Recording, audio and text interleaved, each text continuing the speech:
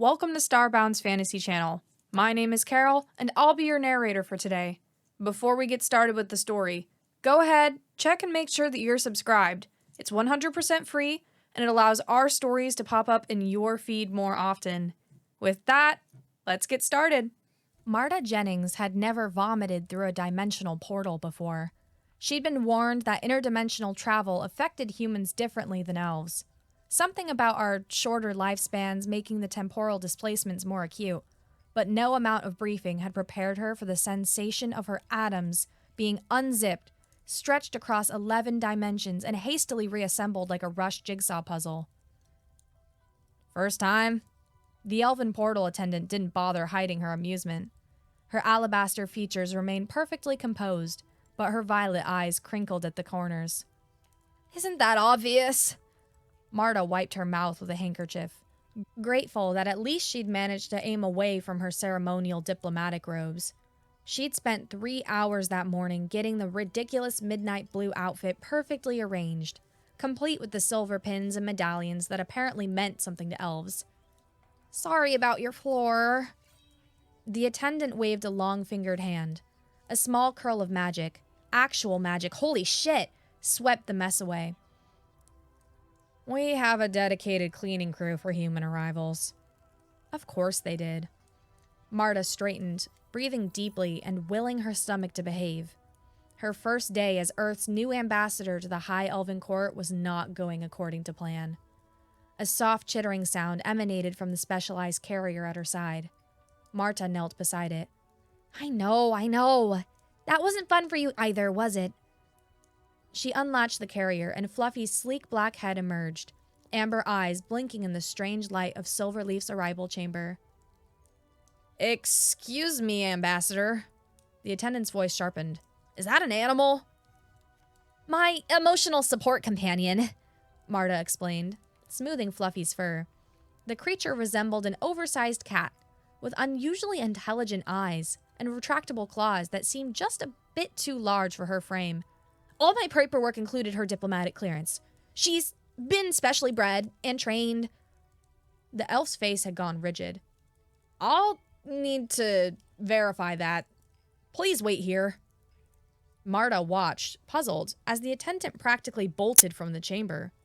Did elves not like animals? Nothing in her cultural briefing had mentioned that. She scratched behind Fluffy's ears, drawing comfort from the familiar rumbling purr.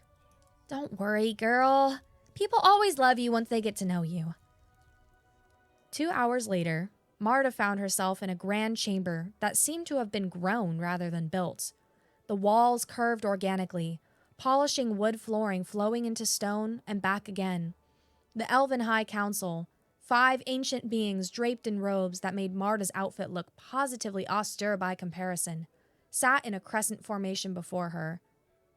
And as Earth's new ambassador, I look forward to strengthening the ties between our peoples. Marta concluded her speech, trying to ignore the whispers and sidelong glances her presence had generated, ever since the painfully long wait at the portal station. In the spirit of cultural exchange, I bring greetings from the United Earth Government.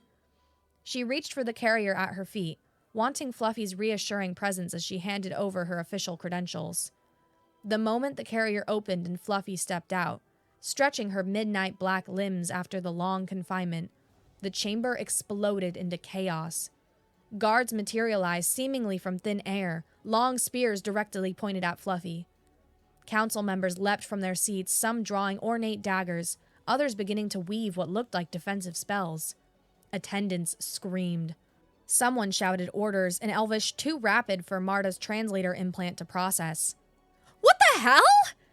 Marta instinctively scooped Fluffy into her arms, turning her body to shield the animal from the weapons. What are you doing? A tall elf with ash-colored hair and a face lined with age stepped forward.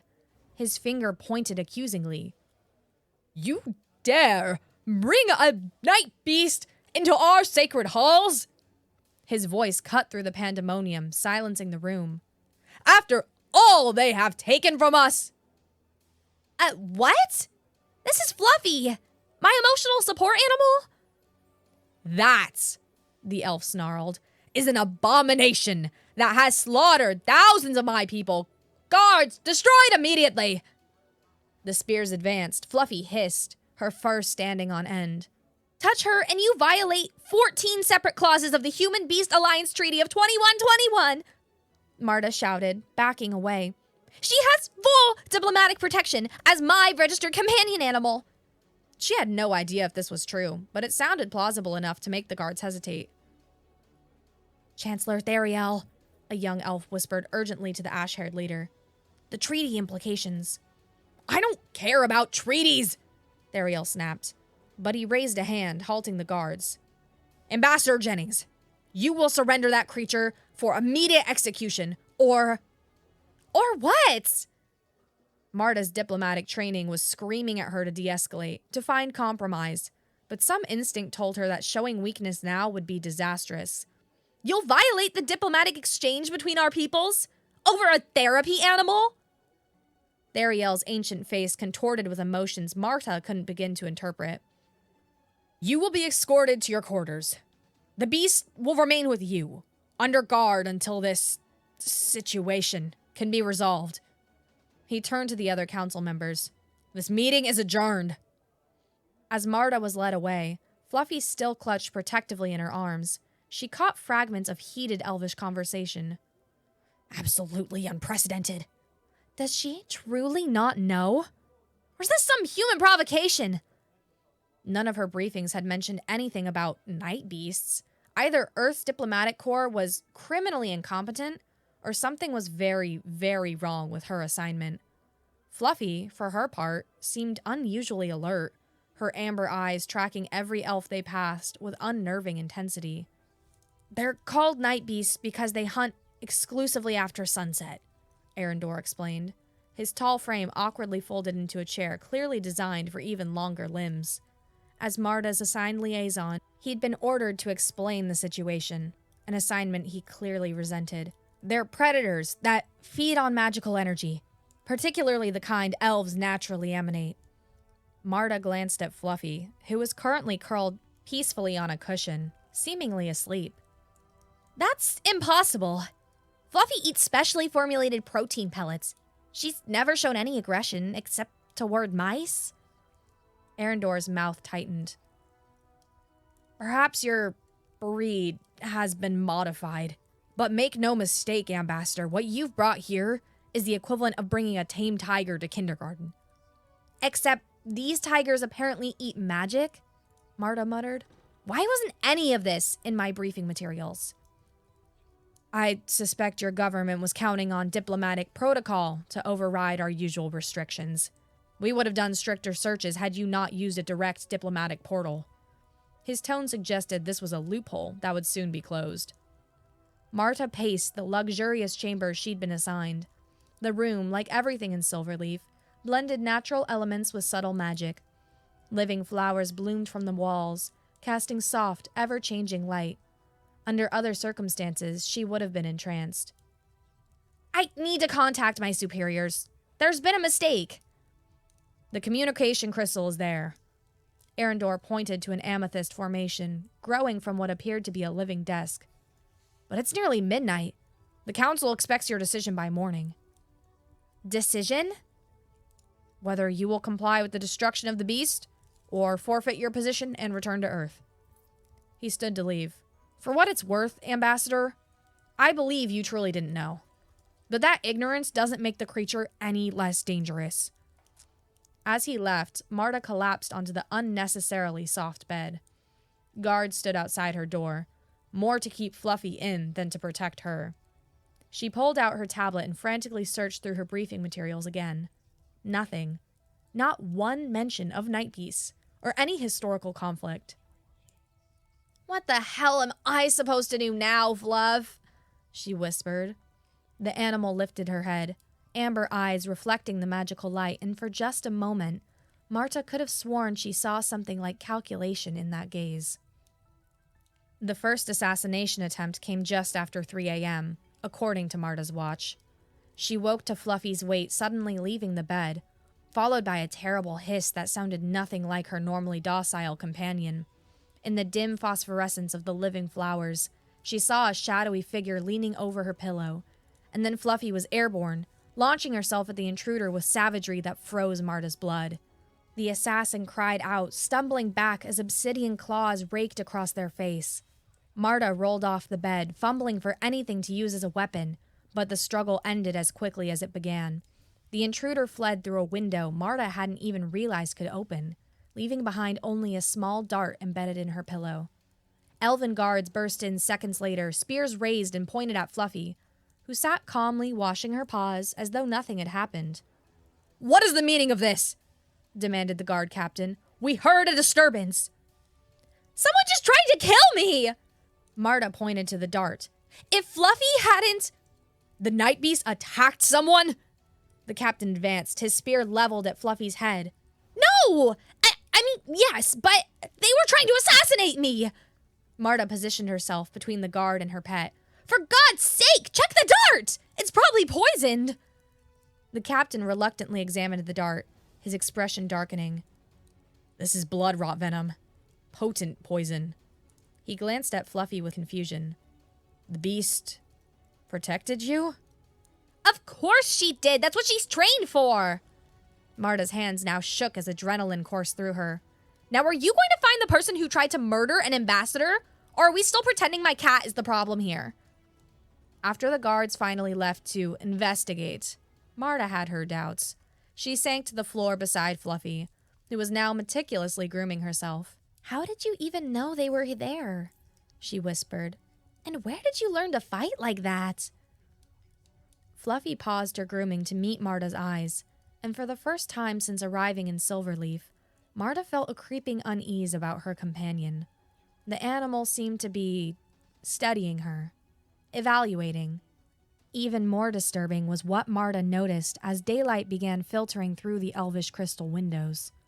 Fluffy was methodically examining every artifact in the room, sniffing particular objects, occasionally pawing at specific sections of walls, as if testing for something.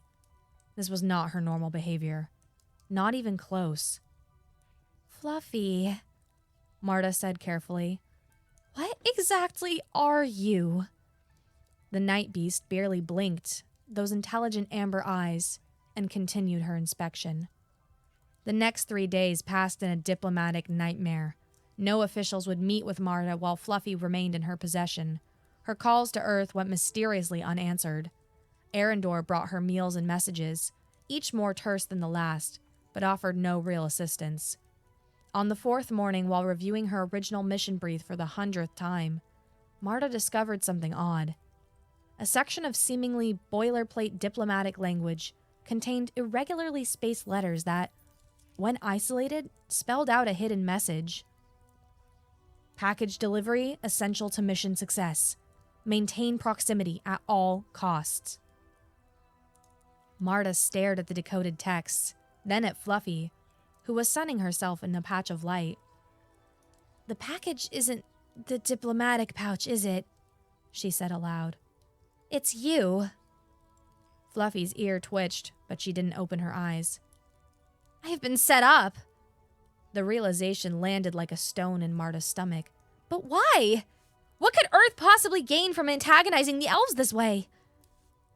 A chime at her door interrupted her thoughts. Arendor entered without waiting for her response. "You are required to attend the Soul Branch ceremony this afternoon," he announced. "It is non-negotiable." "Meaning the council hopes public outrage at seeing a Nightbeast will force my hand?" Arendor didn't deny it. "The beast must be leashed at all times."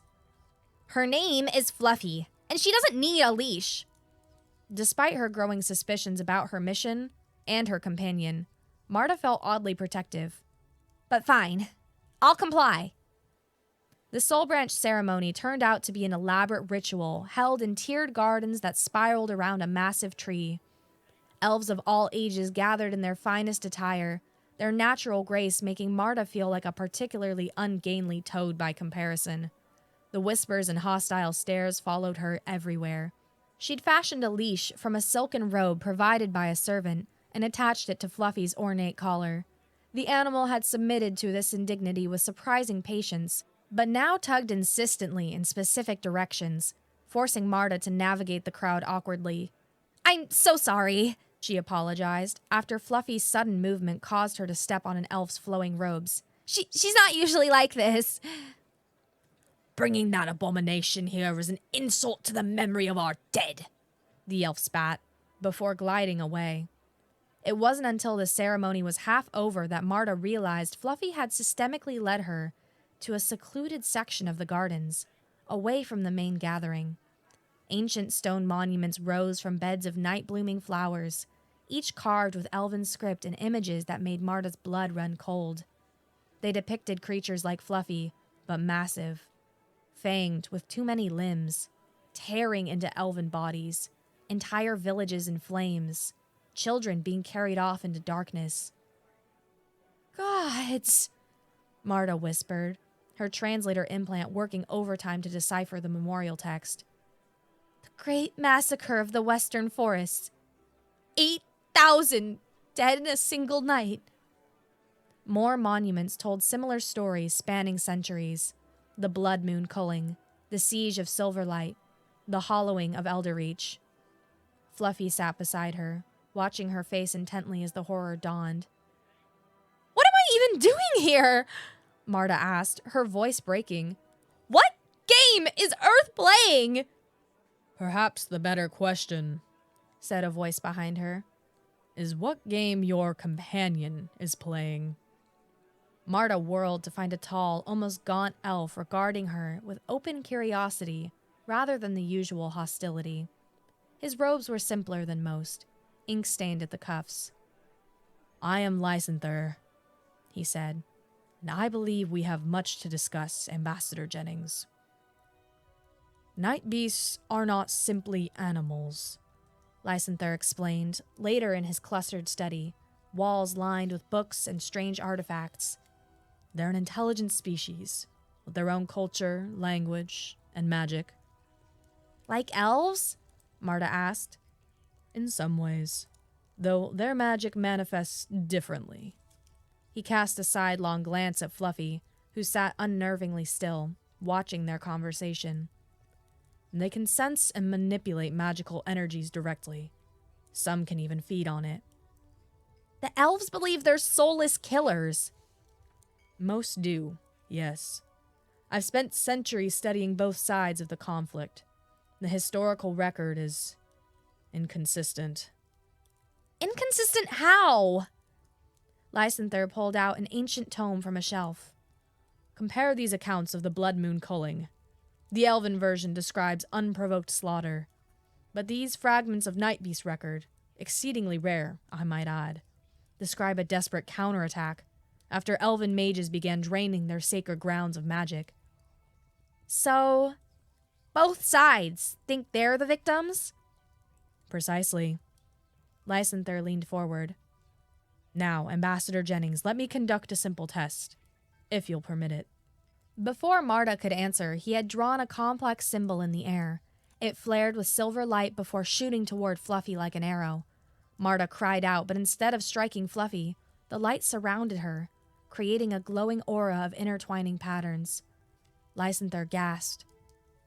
"Impossible," he whispered. "This signature is royal." Fluffy hissed, the sound distinctly annoyed. "Royal?" Marta repeated. "Ambassador," Lysanther said, his voice hushed, "your pet contains magic equivalent to our High Queen. This is no ordinary Nightbeast. This is..." A crash interrupted him as the study doors burst open.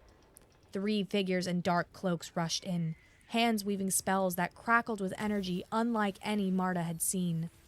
One spell struck Lysanther, sending him flying into a bookshelf. Another headed straight for Marta. Fluffy moved faster than should have been physically possible. She leapt between Marta and the spell, and as the magic struck her, her form shifted. For just an instant, the small feline body elongated, becoming something more humanoid, with obsidian skin and blazing eyes. The spell dissipated harmlessly. Then, before Marta could fully process what she'd seen, Fluffy was a cat-like creature again, launching herself at their attackers. The fight was chaotic, brutal.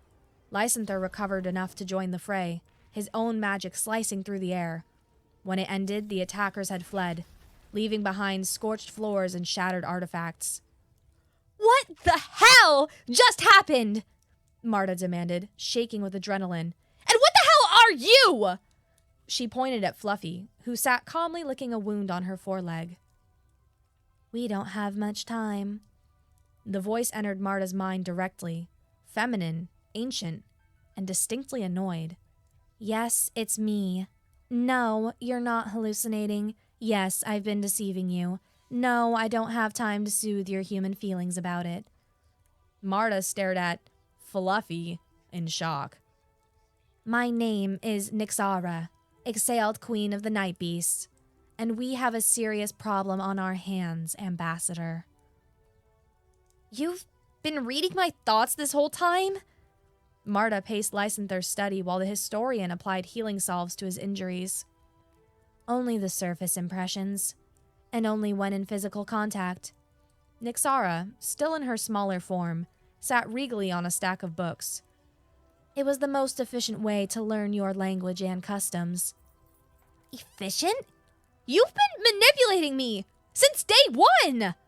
Marta ran her hands through her hair. Was Earth in on this? Am I just a puppet for everyone? Your superiors believe I am exactly what you thought, a therapy animal. They were manipulated by agents already embedded in your diplomatic corps. Agents like those that just attacked us? Lysanthar interjected. Those weren't elves or nightbeasts. Their magic had a different texture. Void weavers. Nyxara's mental voice dripped with contempt. Ancient parasites who feed on conflict. They've been manipulating both of our peoples for millennia, ensuring our hatred remains fresh and our wars continue. That's convenient, Marta scoffed. Blame all the bloodshed on mysterious third parties. I need you, human. Nyxara's mental voice softened slightly. I could have mind-controlled any elf to bring me into Silverleaf, but it would have been detected. You were the perfect cover, a diplomatic novice, naturally anxious, reliant on a support animal. The Void Weavers never suspected I would use a human ally. I am not your ally! But you could be. You've seen how they tried to assassinate you. The Void Weavers have infiltrated all 3 of our civilizations. Only together can we expose them. Marta turned to Lysanther. Is any of this remotely possible? The historian nodded slowly. It would explain the historical inconsistencies I've found. The same provocateurs appearing in different centuries, always vanishing after inciting the worst massacres. So, what do you want from me? Marta asked Nyxara. I need access to the Elven archives, and eventually a formal audience with the High Council. But first, we must gather evidence. And why should I help you, after all these lies? Because right now, Ambassador Jennings, Nyxara's amber eyes bored into hers, the only thing standing between you and Void Weaver assassins is me. And I suspect you'd like to know why Earth Diplomatic Corps sent you here to die. Breaking into restricted sections of the Elven archives proved surprisingly easy with an ancient queen shapeshifter and an eccentric historian who had spent centuries finding ways around prohibitions on his research. These records were sealed by royal decree after the hollowing of Elderreach. Lysanther whispered as they slipped through a doorway, hidden behind a seemingly solid wall of crystal. They contain first-hand accounts from survivors. What are we looking for exactly? Marta asked, feeling distinctly out of her depth among magical texts she couldn't even read. Inconsistencies. Descriptions of key figures, strong evidence of manipulation. They spent hours combing through ancient scrolls and crystal memory stones. Lysanther would occasionally exclaim over a particular find, adding it to a growing pile of evidence. Nyxara directed their search through brief telepathic impressions, still maintaining her smaller form to avoid detection. Marta, unable to read most of the text directly, focused on comparing illustrated accounts. A pattern began to emerge. These figures keep appearing, she said, pointing to depictions of specific elves and nightbeasts in leadership positions during key conflicts. But according to the dates, they'd have to be alive for hundreds of years after supposedly being killed in earlier battles. Exactly. Nixara sounded grimly satisfied. Void Weavers use the identities of fallen leaders to push for escalation. Both sides believe they're avenging their heroes, never realizing they're being manipulated by imposters. And these same individuals appear in Nightbeast records? Marta asked. With reverse narratives, the elven hero becomes the Nightbeast villain, and vice versa. A sudden commotion outside the archives halted their investigation. Guards approached, accompanied by the unmistakable authoritative step of Chancellor Theriel. "We've been discovered," Lancinther hissed. "They're coming for us." Marta looked frantically for an escape route, but the only entrance was about to be blocked by a dozen elite guards. "I'll stall them," she decided. "You two hide with the evidence." "That won't work." Nixara jumped from the table to the floor. "They'll tear this place apart looking for us. There's only one option now." "What are you—" Before Marta could finish, Nixara's form began to change. The small, feline creature elongated, bones shifting audibly as midnight black fur retracted into obsidian skin. Within seconds, where Fluffy had been, now stood a regal humanoid figure with luminous amber eyes, an aura of ancient power radiating from her slender form. The door burst open. Guards flooded in, spears leveled, then froze in horror at the sight before them. Theriel pushed through the guards, a spell already forming at his fingertips. Then he too stopped cold. "By the first tree," he whispered. "A Nightbeast queen! In Silverleaf itself!" Nixara drew herself up to her full height, which was considerable. When she spoke, her actual voice was musical, yet commanding. "Chancellor Theriel of the High Elven Court," she intoned. "I am Nixara, sovereign of the Night Realms, queen of the people you call Nightbeasts. I formally request asylum and a hearing before your full council, as is my right under the ancient accords of the First Age." The guards looked at Theriel, clearly expecting orders to attack. Marta held her breath. Theriel's face worked through shock, fury, and calculation before settling into cold formality. "The accords have not been invoked in 3,000 years, he said. "But they remain binding." He turned to his guards. "Escort the queen to the arbor chamber. She will have her hearing." His gaze fell on Marta and Lysanther. "And her associates will join her there." As they were led away under heavy guard, Marta whispered to Nixara, "That was your plan all along, wasn't it? Use me to get inside, gather evidence, then reveal yourself when the time was right?" Nixara's lips curved into what might have been a smile on a human face. "I needed someone who would react authentically to everything they discovered. Your genuine shock and outrage have been most convincing, Ambassador." "I hate you a little right now." "I know, but that hatred will pass when you realize I'm the only one telling you the truth." News of a Nightbeast being in Silverleaf spread through the Elven capital like wildfire. By the time an emergency council session was convened the next morning, enormous crowds had gathered outside the arbor chamber, their angry chants audible even through the ancient living wood of the walls. Inside, the full council, 12 elves of varying ages, all radiating power and suspicion, sat in a perfect circle, with Nixara, Marta, and Lysanther standing at its center. Guards lined the walls, weapons ready. "This unprecedented situation requires unprecedented measures," began High Queen Selenese, who rarely involved herself in governance, but was required for matters of ancient law. "The Nightbeast Sovereign has invoked the right of audience. We shall hear her claims." "Before she slaughters us all!" shouted one counselor.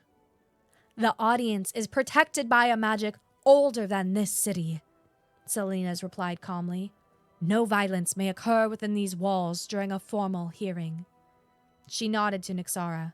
Speak, Queen of Night. For the next hour, Nyxara presented their evidence. She spoke with the measured cadence of someone who had ruled for centuries, weaving a compelling narrative of manipulation and deception. Lysanther provided historical context, while Marta, drawing on her diplomatic training, translated the more complex concepts into terms the council could relate to. Theriel remained stone-faced throughout, but other council members showed growing disquiet as the pattern of Voidweaver interference became clear. Even if this fantastical tale has merit, Theriel finally said, it changes nothing about the blood spilled over centuries. Your kind has slaughtered thousands of ours. As have you slaughtered thousands of mine, Nyxara countered. Yet here I stand, offering peace rather than retribution. A convenient position when you're outnumbered in the heart of our stronghold. Chancellor, Marta interjected, with respect, the evidence shows both sides have been victims. Continuing the cycle of blame only serves the Voidweaver's purpose. A side door opened before Theriel could respond. A group of elves in unfamiliar ceremonial garb entered, led by a stern-faced female with silver hair. The delegation from the Eastern Groves, announced a guard. They request immediate audience on matters of grave security. Nyxara went rigid beside Marta. Voidweavers, her telepathic voice hissed. All of them. How can you tell? Marta whispered. Their magical signatures are wrong. Disguised, but detectable to one of my lineage. Before Marta could respond, the silver-haired leader of their delegation stepped forward, her voice silky with concern. Esteemed council, we bring dire warnings. Our seers have detected...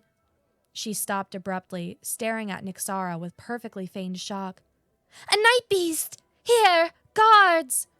The council erupted into confusion. The delegates began weaving defense spells, their hands moving in complex patterns. They're not what they seem! Lysanther shouted above the chaos. Test their magical signatures! The silver-haired leader's face contorted with sudden rage. She abandoned her spell and lunged directly for Queen Selena's, a hidden blade appearing in her hand. Nyxara moved faster, intercepting the attack. The blade sank into her shoulder instead of the Elven Queen's heart.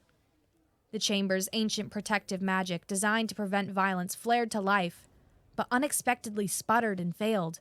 The Voidweavers had somehow corrupted it in advance. The protection spells! Theriel shouted. They're compromised! Elven guards clashed with the disguised Voidweavers, while council members frantically tried to restore the chamber's defenses. Nyxara fought with both physical prowess and dark, pulsing magic that seemed to drain the light from the very air. Marta, painfully aware of her lack of magical abilities, did the only thing she could. She grabbed Lysanthar's fallen research and protected it, diving behind an overturned table as spells crackled overhead. The battle reached a turning point when Nyxara managed to physically restrain the silver-haired leader. With a complex gesture, she forced the Voidweaver's true form to manifest.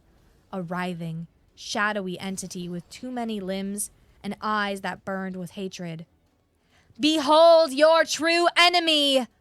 Nyxara called out, her voice carrying above the din. The architects of our mutual destruction! The fighting gradually ceased as the elves stared in horror at the revealed infiltrator. The remaining disguised Voidweavers, their cover blown, fled through windows and doors, pursued by guards. In the sudden quiet, Marta emerged from cover to find Theriel standing over the captured Voidweaver, his expression thunderous. How many? He demanded. How many of your kind have infiltrated our realm?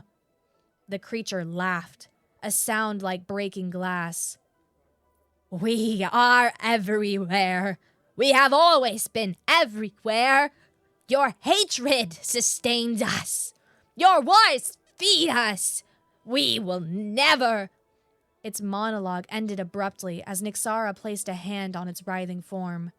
Darkness spread from her palm, and the creature simply ceased to exist, collapsing into nothingness.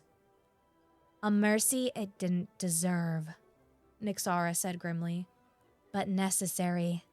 Their true forms cannot survive long outside a host."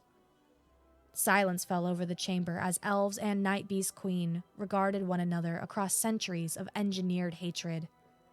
Finally, Queen Selenis spoke. "It seems, Chancellor Therial, that we have much to reconsider." "A joint task force?" Ambassador Drillian's face on the communication crystal looked skeptical. "The Elves are actually proposing cooperation with the Nightbeasts?" "After seeing Voidweaver infiltrators with their own eyes, yes."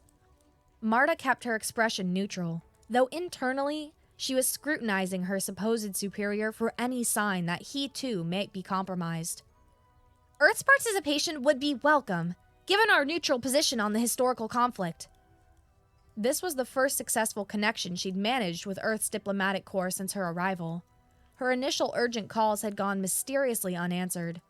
When she did briefly reach junior staff at headquarters, the communication crystals would suddenly malfunction. Whenever she mentioned Fluffy or Nightbeasts, connections dissolving into static or cutting off entirely. It had taken Lysanther's ancient magical knowledge and Nyxara's power to bypass the standard channels, creating a connection pathway that couldn't be monitored or blocked by potential infiltrators. Now, she finally had Dralian himself on the line. Dralian frowned. "This is highly irregular, Ambassador Jennings. I'll need to consult with the Diplomatic Council before—" "Of course," Marta interrupted smoothly. "Though I should mention that both Queen Nyxara and Chancellor Therial have expressed interest in examining how the Voidweavers might have infiltrated Earth's diplomatic corps. Perhaps even influenced the selection of certain personnel." Her eyes narrowed. "They're particularly curious why critical information about Nightbeasts was completely omitted from my briefing materials." The skin around Dralian's eyes tightened, and a pulse visibly jumped at his throat. She'd caught him off guard. "I'll expect your response within 48 hours, Marta continued to express pleasantly. "After which, I'm authorized to proceed with Earth's provisional involvement regardless. Diplomatic necessity, you understand." She ended the call before he could respond, sitting back with a sigh. 3 weeks of intensive negotiations had aged her what felt like years, but they'd made remarkable progress. At Nyxara's suggestion and using Lysanther's ancient magical knowledge, they'd established direct communication with the Nightbeast territories for the first time in centuries. Now, she mostly understood why she'd been chosen for this assignment. An inexperienced diplomat with an emotional support animal, deliberately sent unprepared into a volatile situation. The perfect, unwitting pawn to trigger a diplomatic catastrophe that would reignite ancient hatreds. The Voidweavers had been playing a long game, infiltrating all 3 civilizations over centuries. And they had nearly succeeded. A knock at her chamber door interrupted her thoughts. Arendor entered, looking distinctly uncomfortable. "The Elven Nightbeast delegation has arrived for the preliminary peace conference," he announced stiffly. "Thank you, Arendor." Marta gathered her notes. "Any signs of trouble?" "Beyond ancient enemies attempting civility? No." His mouth twitched in what might have been the ghost of a smile. "Though, I must say, watching the Nightbeast Regent try to navigate elven dining customs last night was educational." Marta laughed. "I imagine Kratu feels the same about Therial attempting Nightbeast greeting rituals." As they walked through Silverleaf's grand corridors toward the conference chamber, Marta marveled at how quickly things had changed. Elves still regarded Nightbeasts with suspicion, certainly, but the presence of a proven common enemy had worked wonders for diplomatic relations. Nyxara waited outside the chamber once again in her full regal form. The Nightbeast Queen had abandoned pretense entirely since the revelation. "Ambassador," she greeted Marta formally. "Are you prepared?" "As I'll ever be." Marta straightened her diplomatic robes. "Though, I still think you're overestimating my importance here." "On the contrary." Nyxara's amber eyes held surprising warmth. You possess something neither elves nor nightbeasts have. Perspective, untainted by centuries of hatred, and a particular human stubbornness that refuses to accept impossibility. Also, questionable humor in crisis situations, Marta added wryly. That too. Nixara almost smiled. Shall we begin? They entered the chamber together, where representatives of 3 species waited to attempt what many still considered impossible: peace. The first sign that something was wrong came midway through the second day of negotiations. An elven aide collapsed during a presentation on territorial boundaries. Minutes later, a Nightbeast delegate began experiencing similar symptoms: weakness, magical disruption, confusion. Soon, representatives from both species were falling ill across Silverleaf. Only the humans, including Marta, seemed unaffected. It's targeted, Marta realized, watching medics tend to stricken delegates. Only affecting magical beings. Nixara, herself beginning to show symptoms, nodded grimly. The Void Weaver's final gambit. They've activated dormant magic embedded throughout Silverleaf. Can it be stopped? Perhaps, but we need to find the vocal point. Nixara's voice weakened as her magic faltered. The spell would require an anchor, something ancient, tied to both elven and nightbeast magic. Lysanther, pale but still functioning, joined them. The memorial pillars in the ancient quarter. They contain crystallized magical residue from the First Age, when our people were still one. Marta's head snapped up. When you were still one? A theory only, he murmured.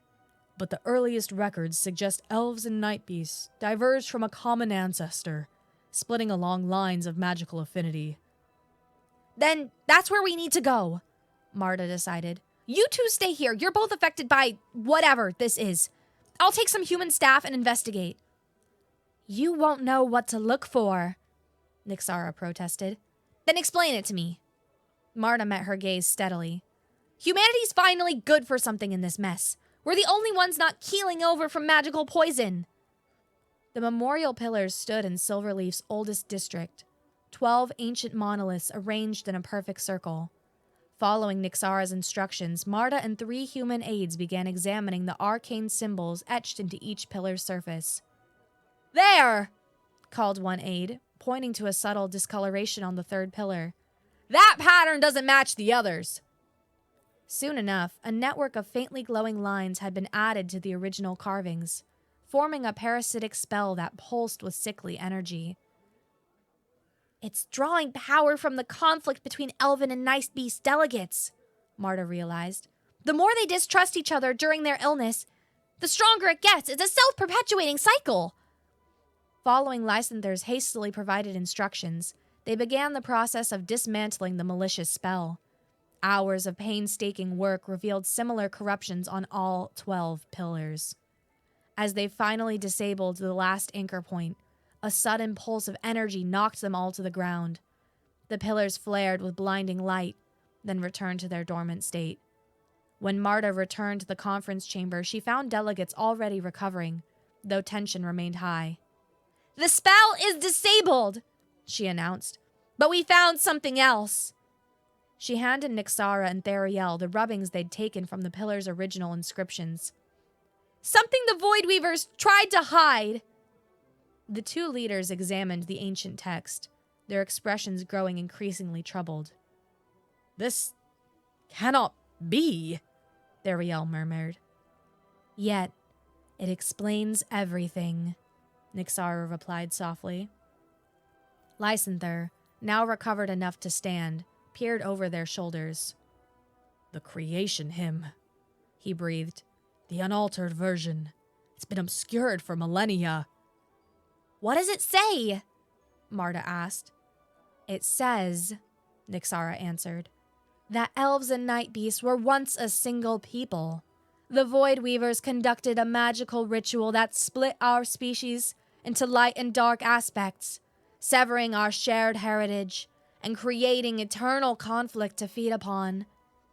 Silence fell over the chamber as the implications sank in. Centuries of hatred, based on an artificial division. Countless deaths serving only to nourish parasitic manipulators. Then the peace we seek, Theriel said slowly, is not some diplomatic innovation, but a return to our natural state.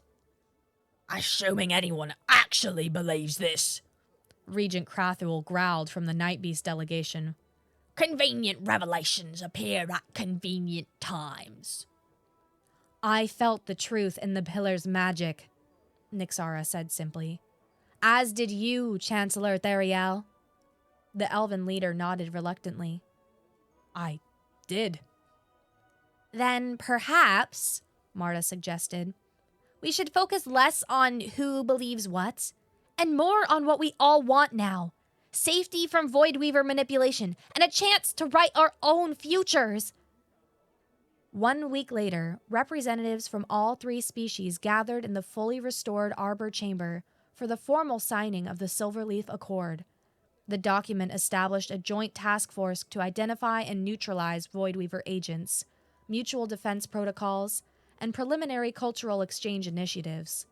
Marta, as both catalyst and mediator for the historic agreement, was granted the unique position of Tri-Realm Ambassador, official representative to and from all 3 societies. After the ceremony, she found Nyxara in the memorial garden, contemplating the newly restored pillars. Having regrets about not eating me when you had the chance? Marta asked, joining her. Nyxara's lips curved into that almost smile. Occasionally. Especially during your more creative diplomatic phrasings. I particularly enjoyed your face when I compared Voidweavers to parasitic fungi at the signing ceremony. Inelegant, but effective. Nyxara turned to face her fully. You've accomplished something remarkable here, Marta Jennings.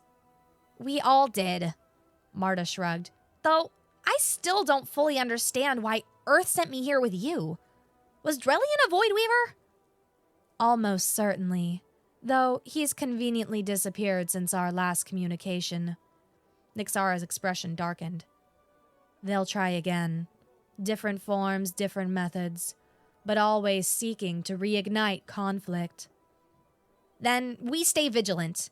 Marta gazed at the ancient pillars. I've been meaning to ask. Those domesticated Nightbeasts we have on Earth, the ones I thought Fluffy was, are they related to your people? Nyxara made a sound suspiciously like a snort. Distantly. Very distantly. A branch that evolved without significant magical capabilities, rather like humans themselves. Did you just compare me to a pet cat? Would you prefer I didn't? Marta laughed. I suppose there are worse things to be compared to. She grew serious. What happens now? To you, I mean. Will you reclaim your throne? Eventually. Nyxara looked out over Silverleaf, her ancient eyes reflecting the setting sun.